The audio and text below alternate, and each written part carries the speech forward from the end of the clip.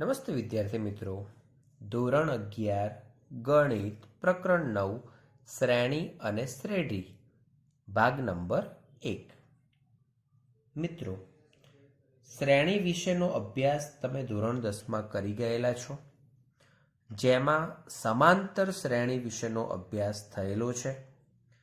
પરંતુ સમાંતર શ્રેણી પહેલા શ્રેણી એટલે શું, તો એના વિશે આપણે ઉલ્લેખ કરીએ તો કે કોઈ પણ સંખ્યાઓ છે એ સંખ્યાઓનો ને ક્રમિક ગોઠવણી કરી હોય તો જે મળે છે તેને જ આપણે સંખ્યાઓની શ્રેણી તરીકે ઓળખીશું.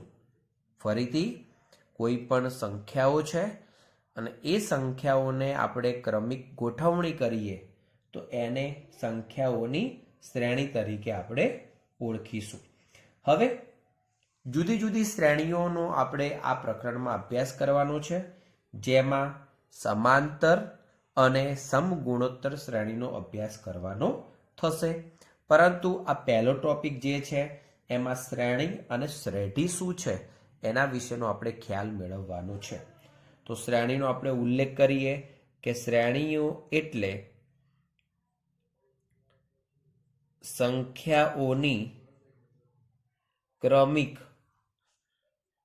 ગોઠવણી ને શ્રેણી કહે છે. બરાબર. હવે શ્રેણીમાં જે પણ સંખ્યાઓ છે એમને આપણે શાના વડે દર્શાવી શકીએ, તો આપણે એનો ઉલ્લેખ કરીએ કે શ્રેણીમાં રહેલ સંખ્યાઓ કૌંસમાં લખીએ પદો ને A1, A2, A3 up to AN up two વડે દર્શાવાય છે. આનો મતલબ એ થયો કે શ્રેણીનું પ્રથમ પદ હોય તો A1, શ્રેણીનું બીજું પદ હોય તો A2, ત્રીજું પદ હોય તો A3, nમું પદ હોય તો AN અને એનાથી આગળનું પદ હોય તો આપણે એ રીતે કહી શકીએ. ઓકે, તો આ થયું. એનો મતલબ કે શ્રેણીનું nમું પદ કયું થશે? AN વડે દર્શાવાય છે અને જેને એના વ્યાપક પદ તરીકે ઓળખાય છે. તો આપણે એનો પણ ઉલ્લેખ કરી દઈએ. AN ને શ્રેણીનું nમું પદ કહે છે અને જેને વ્યાપક પદ તરીકે ઓળખવામાં આવે છે. બરાબર. એટલે કે શ્રેણી જે પણ છે એ શ્રેણીનું વ્યાપક પદ તમારે કહેવું હોય તો AN તરીકેનું જે પદ છે એને આપણે વ્યાપક પદ તરીકે ઓળખી શકીએ. મિત્રો, સંખ્યાઓની શ્રેણીનો વિચાર કરીએ તો કેવી કેવી શ્રેણી હોઈ શકે?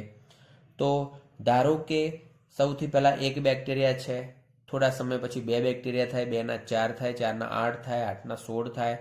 તો આપણે ક્રમિક સંખ્યા લખીએ 1, પછી 2, 4, 8, 16.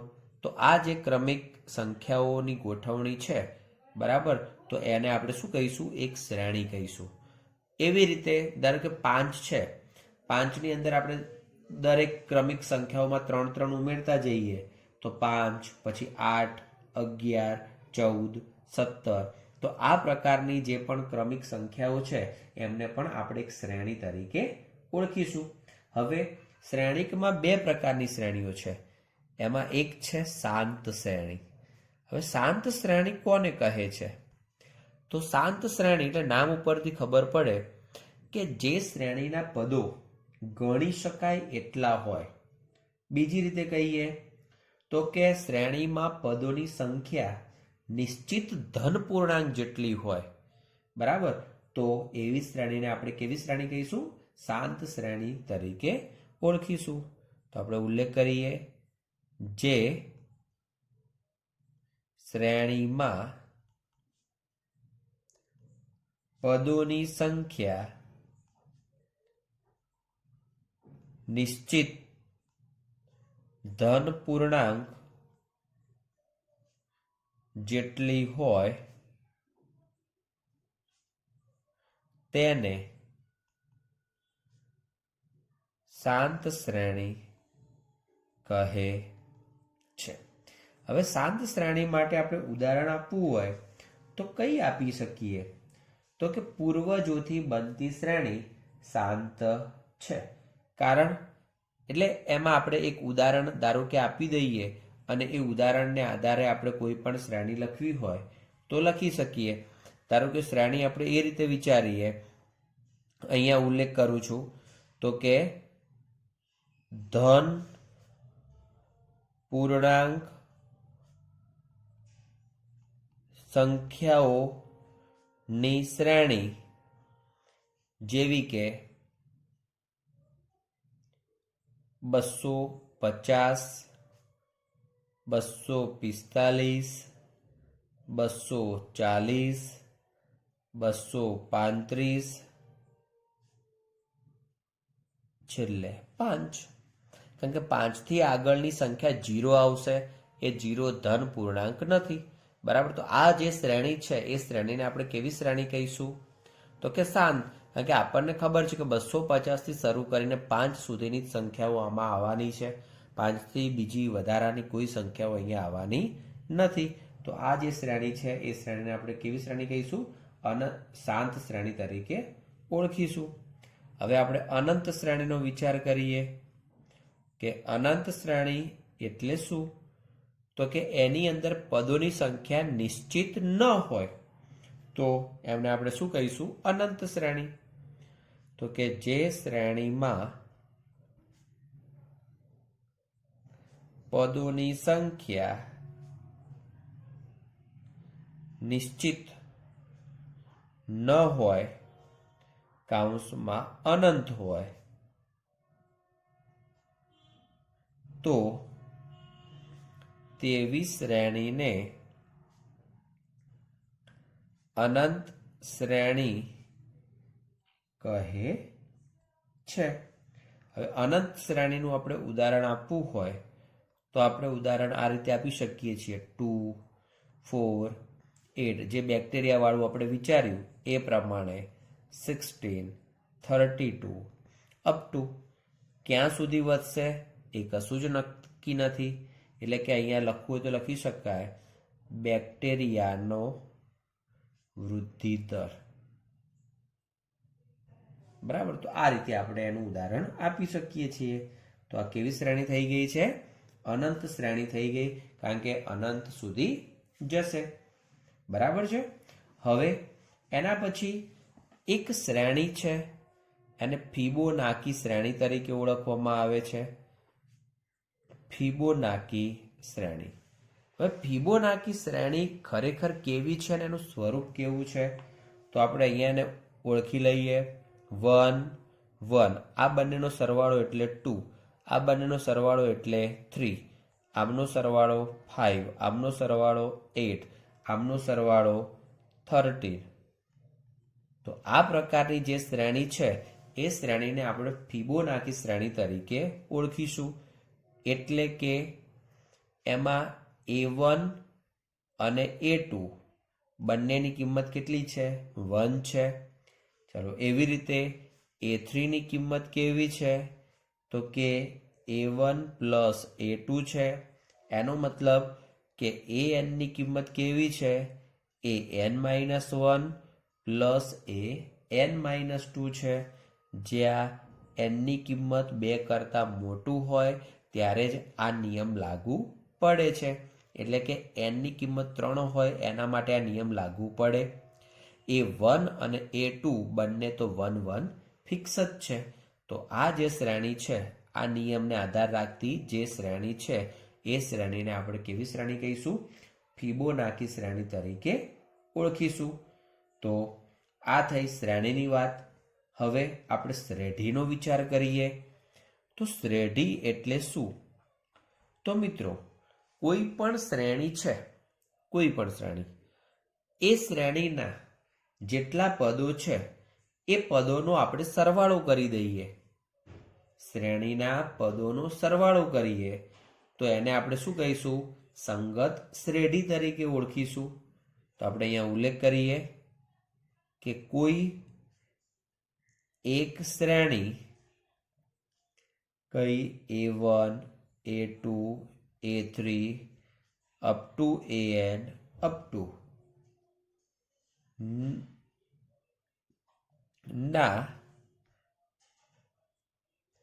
પદોનો સરવાળો, એનો મતલબ કે A1 plus A2 plus A3 plus up to AN plus up to અનંત સુધી ને આપેલ શ્રેણીને સંગત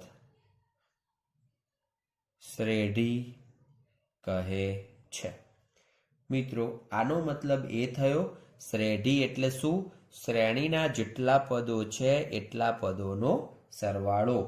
હવે આને ટૂંકમાં કેવી રીતે લખી શકાય છે? તો કે ટૂંકમાં આપણે સિગ્મા એ આઈ તરીકે દર્શાવાય છે. અહીંયા આપણે આઈનો ઉલ્લેખ કર્યો નથી. કેમ? કારણ કે 1 થી ક્યાં સુધીના પદો છે એ પ્રમાણે આપણે એને લખવું પડે. તો એ રીતે આપણે અહીંયા વિચારવાનું થાય. બરાબર? તો આને સિગ્મા સ્વરૂપે લખી શકાય છે. હવે આપણે ટૂંકમાં એને કહેવું હોય તો શું કહી શકાય? કે ટૂંકમાં શ્રેણીના તમામ પદોનો સરવાળો એટલે શ્રેઢી. બરાબર છે? તો મિત્રો આ થઈ શ્રેણી અને શ્રેઢી વિશેની વાત. હવે આપણે શ્રેણી અને શ્રેઢીનો ઉપયોગ કરીને આપણે ઉદાહરણ જોવાના છે અને એના આધારે સ્વાધ્યાય 9.1નો અભ્યાસ કરવાનો છે. તો સૌથી પહેલા આપણે ઉદાહરણ નંબર 1નો અભ્યાસ કરીએ. એની અંદર AN તરીકે આપ્યું છે. એના આપણે પ્રથમ 3 પદો લખવાના છે. કેટલા પદો લખવાના છે? AN equal to 2n plus 5ના 3 પદો. પ્રથમ 3 પદો એનો મતલબ A1 A2 અને A3 લખવાના છે. તો આપણે A1 લખવા છે તો શું લખાય? 2 into 1 plus 5, એનો મતલબ કે 7. ચલો A2 લખવા છે તો 2 into 2 plus 5, એનો મતલબ કે 9. અને A3 લખવા છે તો 2 into 3 plus 5, એનો મતલબ કે 11. તો A1 A2 અને A3. તો આ થઈ ગયા શ્રેણીના 3 પદો. તો માટે માગેલ પદો 7, 9 અને 11 છે. ચલો એવી રીતે આપણે બીજો વિચાર કરીએ. તો AN ઇક્વલ ટુ n-3/4. ચલો A1 વિચારીએ તો 1-3/4 તો -2/4 એટલે કે -1/2. ચલો એવી રીતે બીજું પદ લખવું છે તો 2 - 3/4 એટલે કે -1/4. અને ત્રીજું પદ લખવું છે 3 - 3/4 એટલે કે 0. તો એનો મતલબ કે માગેલા 3 પદ કયા થયા? -1/2, -1/4 અને 0. તો એ પ્રમાણેની વાક્ય રચના તમે અહીંયા લખી દેજો કે માટે માગેલ પદો -1/2, -1/4 અને 0 છે. તો આ થયું આપણું ઉદાહરણ નંબર 1. હવે ઉદાહરણ નંબર 2 જોઈએ. તો ઉદાહરણ નંબર 2ની રકમમાં આપણને AN આપ્યા છે. AN equal two n-1, 2 - n અને 3 + n નું 20મું પદ કયું હશે? હવે 20મું પદ આપણે લખવું છે. એનો મતલબ કે nની જગ્યાએ આપણે 20 મૂકવા પડશે. તો અહીંયા લખીએ 20મું પદ એ 20 બરાબર 20 - 1, 2 - 20 અને 3 + 20. 20 - 1 એટલે 19, 2 - 20 એટલે -18, 20 + 3 એટલે 23 અને એમનો ગુણાકાર થાય છે -7866. ટૂંકમાં જે નંબરનું પદ શોધવું છે તો એનની જગ્યાએ એ નંબર મૂકવાનો છે. ચલો એના પછી ઉદાહરણ નંબર 3. an તરીકે A1 તરીકે 1 આપ્યા છે, n > આપ્યા છે અને an = an-1 + 2 આપેલા છે. તો શ્રેણીના પ્રથમ 5 પદો અને એને સંબંધિત શ્રેઢી લખવાની છે. હવે મિત્રો પ્રથમ 5 પદો લખવા માટે પહેલું પદ છે, બીજું કે બીજા કરતાં વધારે એનનું પદ હોય ત્યારે આપણે આ સૂત્ર વાપરવાનું છે. તો ચલો A2 લખવા છે, તો A2 તરીકે શું થશે? A1 + 2, 1 + 2 = 3. ચલો A3 લખવું હોય તો A2 + 2, એનો મતલબ કે 3 + 2 = 5. A4 લખવું હોય તો A3 + 2, ચલો A3 એટલે 5 + 2, એનો મતલબ કે 7. A5 લખવું હોય ત્યારે A4 + 2, 7 + 2 = 9. તો આપણે જે 5 પદો લખવાના છે એ આપણને 1, 3, 5, 7, 9 મળશે. તો માટે શ્રેણીના પ્રથમ 5 પદ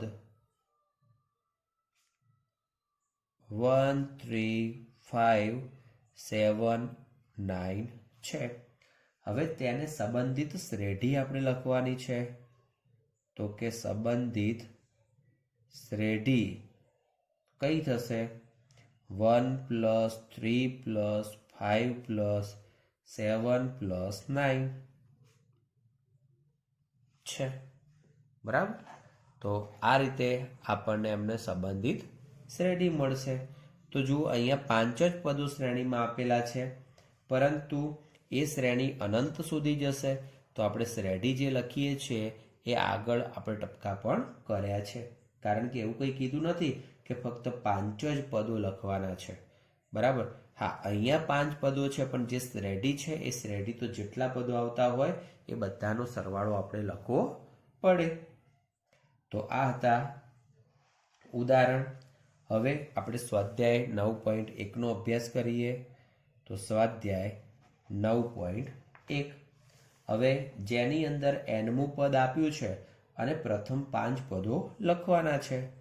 તો એમાં પ્રશ્ન 1 લખીએ. an = n × n + 2. ચલો A1 = 1 × 1 + 2, એનો મતલબ કે 3. ચલો A2 2 × 2 + 2 એટલે કે 6. A3 3 × 3 + 2, એનો મતલબ કે 15. A4 4 + 2, એનો મતલબ કે 24. ચલો એવી રીતે A5 તરીકે 5 × 5 + 2, તો કેટલા થશે? 35. અને A6 તરીકે 6 × 6 + 2 = 48. તો આ રીતે આપણને એના 6 પદો મળે. તો માટે માગેલ પદો અથવા માગેલ 6 પદો 3, 6, 15, 24, 35, 48 છે. બરાબર? ચલો એનો બીજો, ત્રીજો, ચોથો હોમવર્ક છે. આપણે એનો 5મો પ્રશ્ન જોઈએ. an = -1n - 1 5n + 1. ચલો nની કિંમત આપણે 1 મૂકીએ. A1 = -1 - 1 - 1 5^1 + 1. ચલો -1 ની 0 ઘાત એટલે 1, 5^2 એટલે કે 25. ચલો A2 તરીકે -1^2 - 1, 5^2 + 1 એટલે કે -1^1, 5^3 તો -125 થશે. ચલો એવી રીતે A3 વિચારીએ, -1^3 - 1, 5^3 + 1 તો -1^2 એટલે કે 1 અને 5^4 તો 625. ચલો A4 વિચારીએ તો A4 નો જવાબ કેટલો આવશે? પેલો 625 હતું તો -3125 આવશે. ચલો A5 નો જવાબ 15625 આવશે. બરાબર. આપણે કેટલા પદો લખવાના કીધા છે? તો કે 5 પદો લખવાના કીધા છે. તો આપણે 5 પદો શોધીશું. અહીંયા આપણે ભૂલથી 6 પદો શોધી દીધા છે. માટે માગેલ પદો 25 -125, 625, -3125 અને 15625 છે અથવા થાય. તો આ થયો પ્રશ્ન નંબર 5. ચલો હવે પ્રશ્ન નંબર 6 જોઈ લઈએ એની એ જ રીત પ્રમાણે. તો પ્રશ્ન નંબર 6, an = n² + 5/4. ચલો A1 1 × 1 + 5/4 એનો મતલબ 6/4 એનો મતલબ 3/2. ચલો A2 બરાબર 2 4 + 5/4 એનો મતલબ કે 9/2. A3 તરીકે 3 9 + 5/4 3 × 14/4 એટલે કે 21/2. મિત્રો આ જ રીતે આપણે બીજા પદો, ચોથું પદ અને પાંચમું પદ કેટલું આવશે? ચોથું પદ 21 આવશે અને પાંચમું પદ જે છે એ 75/2 આવશે. તો માટે માગેલ પદો 3/2, 9/2, 21/2, 21 અને 75/2 છે અથવા થાય. તો આ પ્રમાણે આપણે પદ શોધી શકીએ. ચલો હવે એના પછી પ્રશ્ન નંબર 7 જોઈએ. તો પ્રશ્ન નંબર 7ની રકમમાં એવું આપ્યું છે કે nમું પદ આપેલું છે તો તે શ્રેણીના નિર્દેશિત પદ શોધો. શ્રેણીના નિર્દેશિત પદ એનો મતલબ કે A17 અને A24 આપણે શોધવાના કયા છે. તો an તરીકે 4n - 3.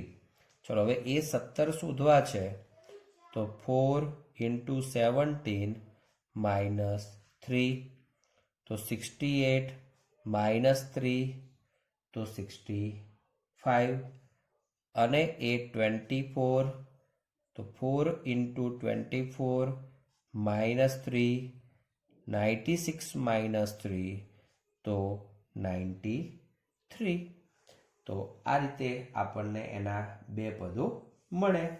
તો 17મું પદ અને 24મું પદ 65 અને 93 થશે. ચલો એવી જ રીતે આપણે 8મો પ્રશ્ન હોમવર્ક રાખીએ છીએ, 9મો હોમવર્ક રાખીએ છીએ અને 10મો જોઈ લઈએ. તો an = n × n - 2/n + 3 અને ત્યારે A20 શોધવાના છે. તો A20 = 20, 20 minus 2 upon 20 plus 3, 20 into 18 upon 23. હવે આ બંનેનો ગુણાકાર કરીએ તો કેટલો થશે 360 upon 23. તો આ થયું આપણા માટે પ્રશ્ન નંબર 10. ચલો હવે પ્રશ્ન નંબર 11 થી 14 એની અંદર પ્રથમ 5 પદ શોધવાના છે અને એને સંબંધિત શ્રેણી મેળવવાની છે.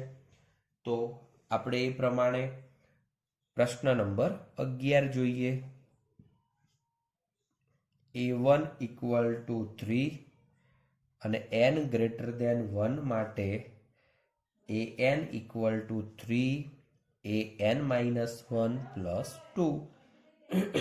ચલો a1 આપેલા છે, આપણે 5 પદો શોધવા છે. તો a2 તો 3a1 plus 2. ચલો 3 into 3 plus 2, 9 plus 2 equal to 11. ચલો a3 3 into a2 plus 2 તો 3 a2 તરીકે કેટલા આવશે 11 plus 2, 33 plus 2 equal to 35. ચલો a4 લખીએ 3 into a3 plus 2, 3 a3 તરીકે કેટલા તો a3 તરીકે 35 plus 2 તો 105 plus 2 એનો મતલબ કે 107. અને એવી જ રીતે a5 આપણને કેટલા મળશે 323. તો ચલો આ 5 પદો આપણે પહેલા લખી દઈએ. તો કે માટે માગેલ પદો 3, 11, 35, 107, 323 મળે. હવે માટે સંબંધિત શ્રેણી કઈ થશે તો કે એમનો સરવાળો 3 plus 11 plus 35 plus 107 plus 323 up to થાય. બરાબર. તો તમને જે પણ એનમું પદ આપ્યું છે એને આધારે એના પ્રથમ 5 પદો શોધો અને એ પ્રમાણે એનો જવાબ મેળવવાનો થશે. ચલો એ રીતે આપણે 12મો પ્રશ્ન હોમવર્ક રાખીએ. 13મો પ્રશ્ન આપણે લખી દઈએ. તો 13મો પ્રશ્ન આની આ જ રીતે વિચારવાનું છે. તો 13મો પ્રશ્ન એમાં a1 equal to a2 equal to 2 આપ્યા છે અને n greater than 2 માટે an equal to an minus 1 કીધું છે. તો n greater than 2 માટે આપણને આ રીતની વાત કરેલી છે. તો આપણે શું લખીશું a3 કારણ કે પહેલા બે પદો તો આપી દીધા છે. તો a2 minus 1 a2 તરીકે 2 છે, 2 minus 1 એનો મતલબ કે 1. ચલો a4 લખીએ. તો a3 minus 1 a3 એટલે 1 minus 1 એટલે કે 0, a5 એટલે કે a4 minus 1 a4 એટલે કે 0 minus 1 equal to -1. માટે માગેલ પદો કયા થશે 2, 2, 1, 0, -1 મળે. માટે સંબંધિત શ્રેણી કેટલી થવાની છે 2 plus 2 plus 1 plus 0 plus -1 plus up to મળે. તો આ થયો આપણો 13મો પ્રશ્ન. અને એ જ પ્રમાણે હવે 14મો પ્રશ્ન તમને જે રીતે કહ્યું છે એ પ્રમાણે તમારા હોમવર્ક તરીકે છે. તો મિત્રો આ હતું આપણું સ્વાધ્યાય 9.1. આશા રાખું છું કે શ્રેણી અને શ્રેણી શું છે એની અંદર તમને વ્યવસ્થિત રીતે સમજાયું હશે. હવે પછીના નેક્સ્ટ વિડીયોમાં આપણે સમાંતર શ્રેણી વિશેનો અભ્યાસ કરીશું. Thank you. જય હિન્દ, જય ભારત.